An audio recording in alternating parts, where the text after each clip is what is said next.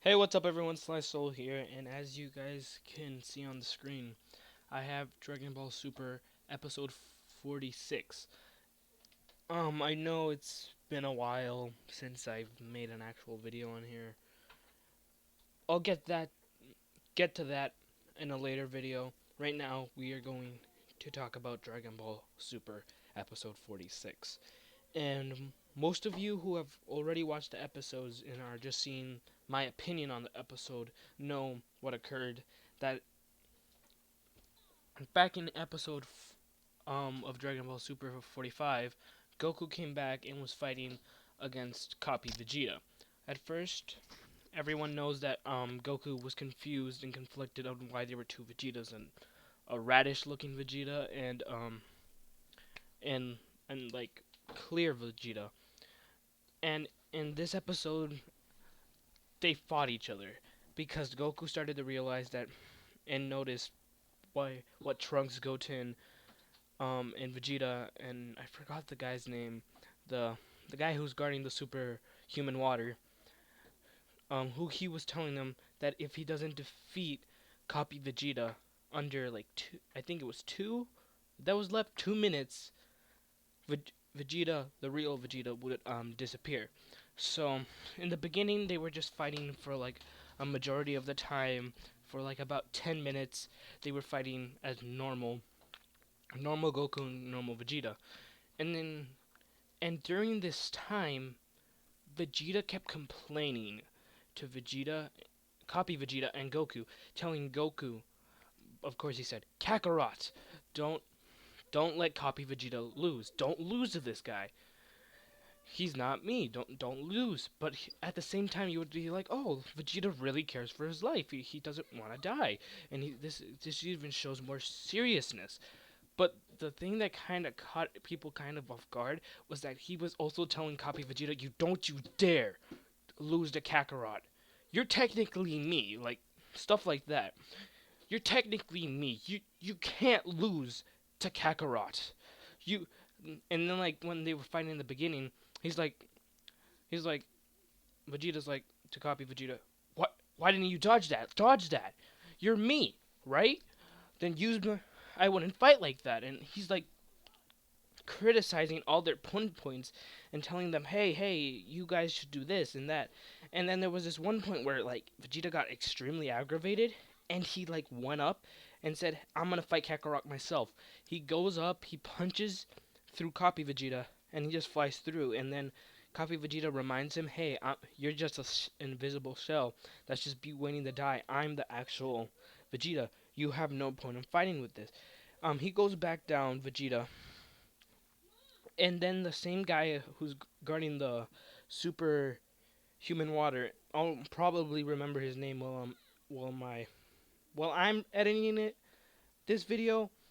I'm gonna put like in the his name in like one of the captions, so you'll see that if you also put captions, you'll put it on.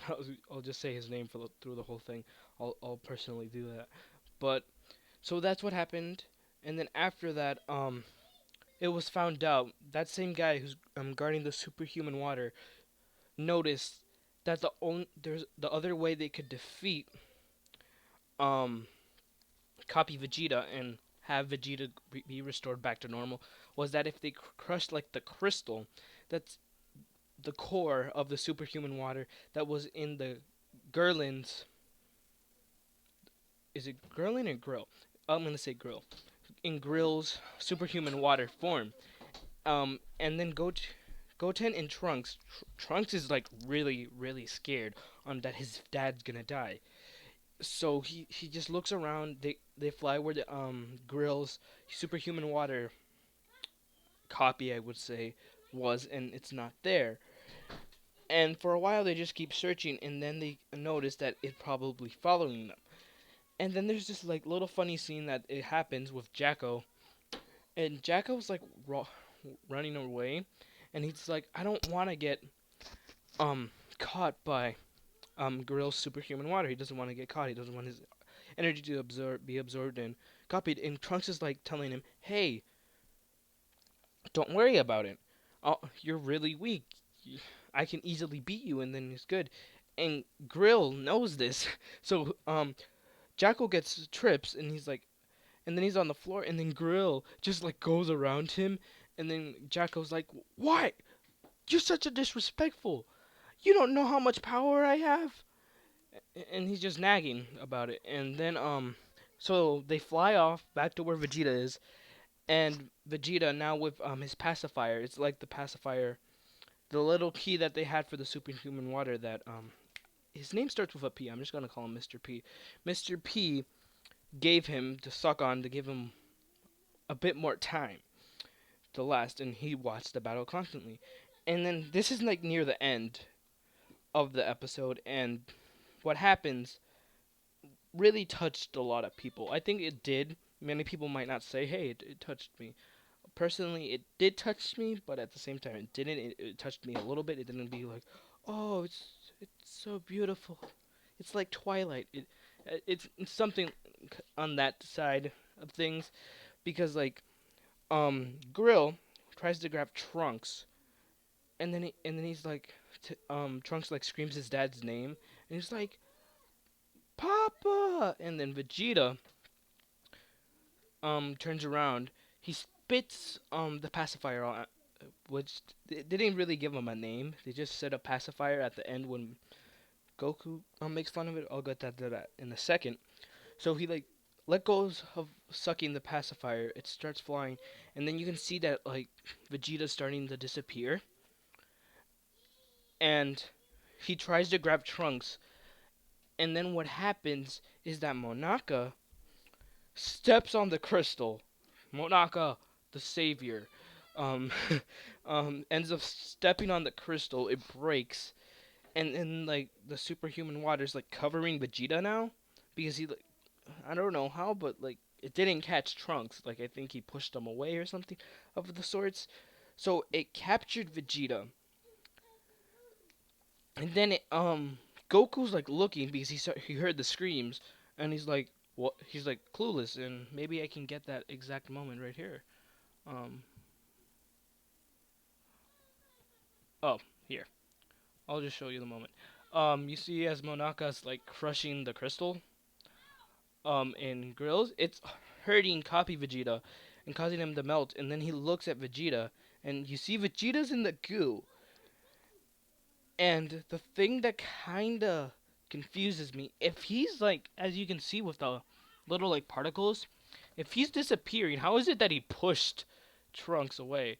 And then Vegeta, I almost said Vegeta. Goku's like shocked on like what's going on, but then he comes to realization that he has to defeat Copy Vegeta, and then he just does a giant Kamehameha and destroys Copy Vegeta, and that's pretty much where the episode ends. Like with the sort of small arc we had that started like in 44, I think. Yeah, in 44. That started in 44. Is over now, and Copy Vegeta's destroyed, and then Vegeta's restored, and then we go back to Earth, and back to Earth, um, Bulma's lecturing Trunks, and I'm surprised. Chi Chi, it doesn't lecture. I said Chi Chi is not lecturing Chi Chi. Chi Chi's not lecturing Goten. He's just don't do it again. It's okay. Just don't do it again. She's like that. And then Bulma, as you can tell, Chi Chi was a bit more worried, and Bulma was a bit more like she was worried, of course, because what kind of mother is it?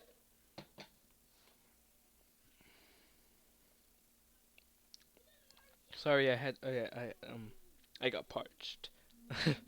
um, So she gets lectured, and one thing I forgot to mention, I can't forget this.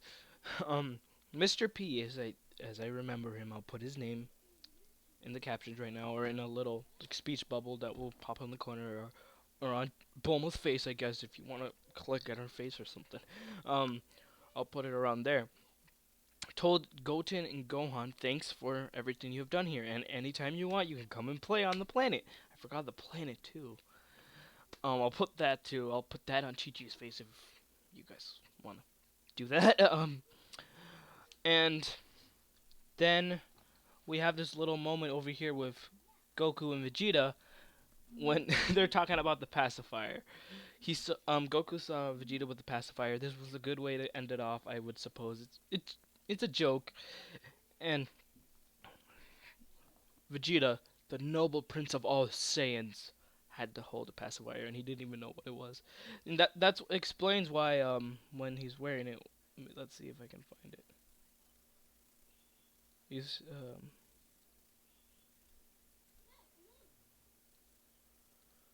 kind of want to see. Yeah. Maybe I'll show it right now.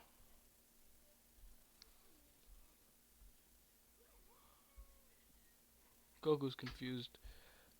Goten and Trunks are like really surprised on like that he has a pacifier and he's like so manly and so strong, and Vegeta didn't know, and that's really much of the premises on the video, on the episode. And if I were supposed to rate this, I'm gonna be doing this with my review. I'm sorry, this is kind of weird and everything. I did okay. I'm gonna do a quick thing really quick before I say this. This is my actual first review you guys are seeing, because I did do one review and I did that on Zootopia, but I never uploaded it. I'll explain that more in a later video, like I said, but this is my first review um, I'm doing on the channel, and if you guys could tell me in the comments below what I should do better, how should I structure my reviews, like something like that to help me a bit more to structure them better, because I'm going to be doing episode reviews, movie reviews, and not just anime episode reviews. I'm gonna do some cartoon episode reviews, some other TV shows. Like, I'm not gonna do this one because I personally don't watch it. The Office. I'll do reviews on reality TV shows like that because I want to get more engaged with this channel. The reason, you see, I'm going into the topic with what I'm saying. I'm not gonna do that. I'm sorry. I'm sorry. So So if I were supposed to rate this, I'm gonna rate this now. If I were supposed to rate this, I would rate this on a level from 5 stars. 5 stars to 1 star. And personally, if I were supposed to rate this, I would rate this as a 3. It's it's not as good as other episodes have been in Super, especially not as good as the Omniverse tournament, but it makes you really think on the whole basis of the premises of like what's coming. Because I think the reason why they created this little mini arc with the battle of Goku and Copy Vegeta was because of the next arc that's gonna come out with the future Trunks, and like how there's a Black Goku and how they're possibly gonna fight that. I'm just gonna say this really quick. Maybe this is just more of a prediction. I'm not saying this is fact because it's not fact. Maybe Vegeta's gonna fight Black Goku, and Goku's not gonna be able to fight Black Goku. So that's why this was kind of something to explain something that would happen in the next arc. And the rating I would give that is a 3. I would give this episode a 3. It had combat, it had some jokes in there, but it could have been better.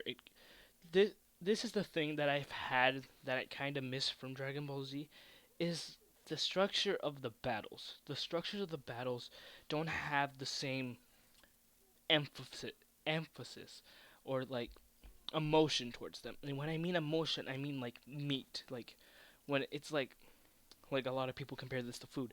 It's not like the main course. Of course, it's like a little appetizer to the future Trunks. Hopefully, the future Trunks arc kind of has more of that to like more battle sense because everyone remembers everyone compares Super to Dragon Ball Z because Dragon Ball Z, if you guys remember, it was like the start off to like this sort of style of martial arts because Dragon Ball is similar to Dragon Ball Z and Super, but it has its different takes and it fit Dragon Ball. Same with Dragon Ball Z. Of course, Toriyama has this is his own work. He can take it in whatever direction he wants. But the thing that Toriyama, I feel like he's kind of straying away with. This isn't personally my opinion. This is I'm not saying this is fact as well. That and I don't know. Some people might disagree and some might agree with me on the fact that the battles aren't as good as they used to be. Um, the fight with Frieza was good. The fight with Beerus was good. A lot of people, I don't know why, but like they complain on like, why did Goku lose? This kind of opened the doors to show that Goku isn't always the best fighter to exist. That was the great thing about Beerus, and it was a great fight. In Super, it was better, personally, than in Battle of Gods. Because in Battle of Gods, even though you might say Super was dumbed down and everything, and and all that people have usually been saying now, even though it's been dumbed down, it's a bit more level because of how the studio structure is and how the style it is. It's still the same battle. It has some added stuff to it, and it has more emphasis. Same with the Frieza arc. It had more emotion, and like with Gohan, um, Vegeta, and everyone else, and how they interacted with each other. Because in Resurrection of F, it was just straight to the battle because they had to kind of rush it. That's why in the beginning everyone felt like that it was kind of what's going on. They're just fighting like fighting Vegeta's men. It's because they were trying to just stretch it out to be a movie length. When I think when they were making the movies, they were just doing the movies just to get a sense of Super, just to get there for Super. Because I feel as if the reason they stretched it out in the movie is just to get the concept out um, of the Super Saiyan gods and how Super's going to be like. And I think that's kind of what the thing that made Super B feel lacked because they of the way they took this. They didn't just make it a full out new series, um, and they just stretched it out. I just rambled on. This is another thing I'm gonna have to work on. I'm sorry. This is more of a test slash review. Maybe later on when I'm better at reviewing, I'll review this one once more. But let's continue on with the review and go on to the next thing, which is shown later on, and that is that the future Trunks arc begins in the next episode that's premiering this Saturday in Japan. But if you guys are like a Kiss anime user, for instance, you guys will be seeing this Sunday morning, around 9:10ish. And during this preview, the preview we get here and before, because after this clip, it goes right to the new theme. And let me see if I can go back to get that epic picture of Trunks. Oh god. Oh god. Oh, Kiss anime user. Oh my god. Um, it shows a clip and it shows a sequence of things what's going to happen. We're going to see that this is the future Trunks from the Cell arc, the Android arc. It's from that same arc. We know this because in the beginning, after the ending theme, it says after the defeating Cell, the world was supposed to be at peace, and then it shows how like this new black creature. Maybe I can try to get it at an exact moment. All right.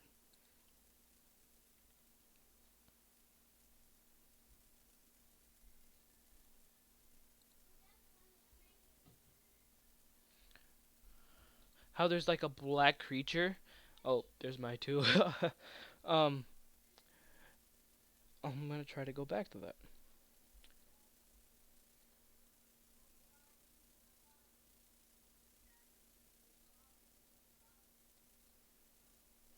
Wow, wow. Okay, you guys saw the black creature in the clips, but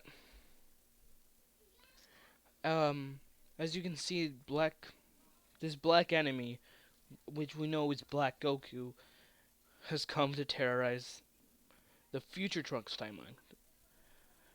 And whatever happens in this episode is gonna be kind of sort of dark.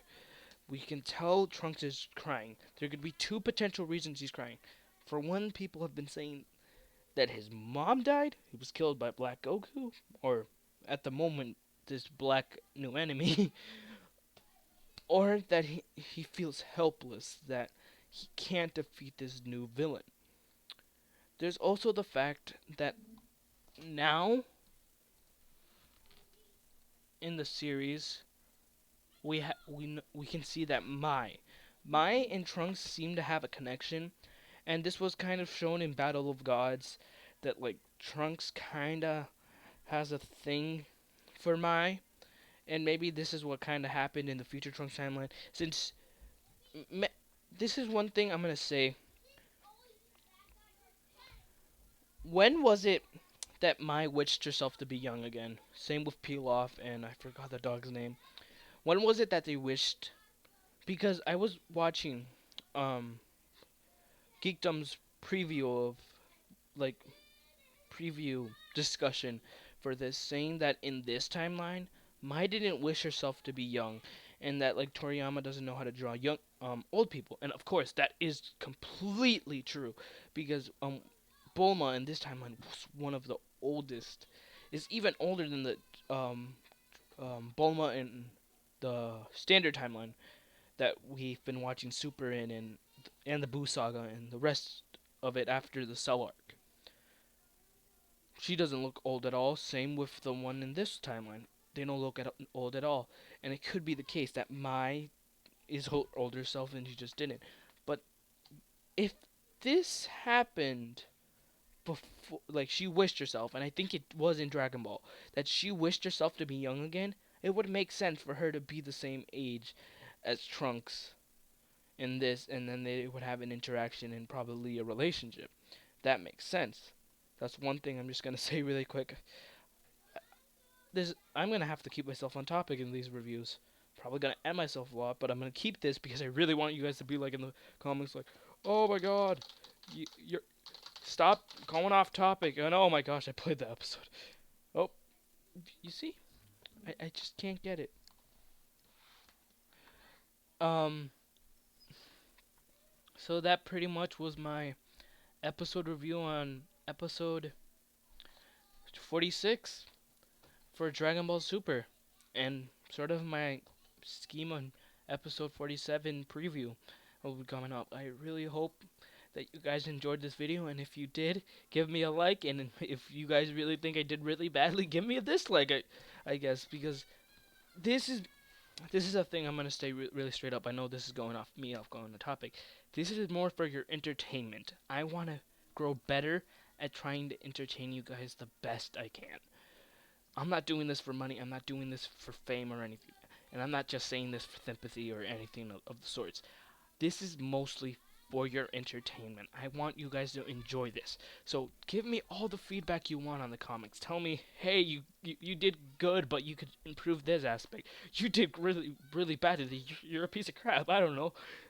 Don't try to go as harsh as I just did with myself. I hurt myself in the heart. But if you guys have to, go ahead and just tell me what I should improve. And I thank you guys for watching this video, and it was a great time doing this. So I hope to see you guys next time, and I'll see you guys in the episode 47 reviews and the later reviews I have, some gameplay videos, movie reviews, or anything else. Alright, see you guys in the next one.